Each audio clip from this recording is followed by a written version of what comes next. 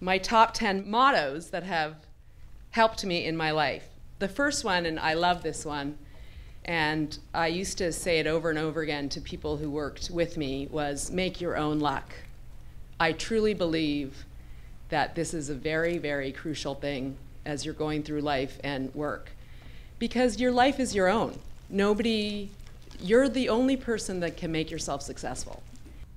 So this one might be a little bit controversial, but there actually is such a thing as a dumb question. Ask questions, I believe that you should, but only after you've exhausted every avenue to figure out the problem on your own. This is what I say to my husband. If I weren't in the room, what would you do? So before you go to your boss, before you go to your manager or a colleague, say, okay, if I was the last person in this company and I had to resolve this, what would I do? And even if you don't have the solution, at least you can then go to your manager or boss and say, okay, you know what, I don't know what the solution is, but what about this? Or how about if we try this? Instead of saying, well, what do? I don't know what to do. Or where do I find this? Like it's important to be able to be self-reliant and be able to show your colleagues and your managers that you can try to come up with solutions even though you don't have possibly all the resources. Know your audience. So obviously, your colleagues do become your friends often. And if you're out with a bunch of your friends and colleagues, then, you should be having fun. And part of your job experience is to create social relationships, for sure. But you know what? If there's people in the crowd that don't know you or that could judge you by some of your actions, then just be very careful about the slippery slope, because it can be slippery, and the problem is you don't get a lot of chances to make a good impression, and that kind of reputation can follow you even if you try to erase it. So, have fun, absolutely, but sort of know when to shut it down. And it is hard, because sometimes, for many years, I was the only woman in the room. I was the only woman on the golf course, and I couldn't keep up with the one beer per hole. I can tell you that. That would have been disaster. It made my golf better, but it did nothing for... So, you just know your limits, and it's all very common sense, obviously, but it's hard not to get sucked into the world and to the parties and all that sort of stuff. And if you can be conscious, at least, of maneuvering that, be conscious that, there are people that do judge you by what you do at parties, unfortunately, and it can affect how you're seen at work, then I think, those are my words of wisdom in that area. So I think that's it. I don't know if anybody has any questions, but happy to answer them now or afterwards when we're having a libation. Well, thank you. It's nice to see so many different faces in here, so thanks very much.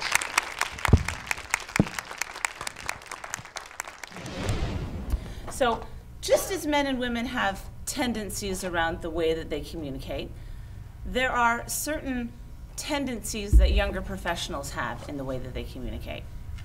And I have to tell you that regardless of who I work with, and I've been very fortunate to work with corporate folks at all levels of their career, there are things that we can do that really inhibit the way we come across. Some things that we're aware of, and some things that we're not so aware of. Just so we're all on the same page, the way that you judge me and the way that I judge you is based on this. And again, this is research. This isn't me making it up. 55% of the impression that you get of me right now is through how I look. 38% comes through how I sound. Do I sound like I want to be up here? Or does it sound like I've said this a million times before? Which is hard if you're doing a road show and you've said it a million times before. And 7% of what you're getting from me right now is through my words. If trustworthy is part of how you want to come across, and I completely support Nuria's suggestion around being somebody who's worthy of trust at work, then eye contact is the perfect way of doing that. We spend a lot of time focusing on what's not working. We spend a lot of time focusing on the injustices against us. And when that happens, we fail to see what is working. We fail to see all of the things around us that are there as opportunities for us. But because we're so fixed on our own stuff in our own head, we don't see it. And there's a saying that I have really come to love, both personally and professionally, and the saying is this: when you change the way you look at things, the things you look at change. I want to thank Susan and Nuria and Sarah and all of our sponsors for tonight, and I hope that you got a few nuggets of value, and if you didn't, I think there's free drinks afterward, right? So folks, thank you.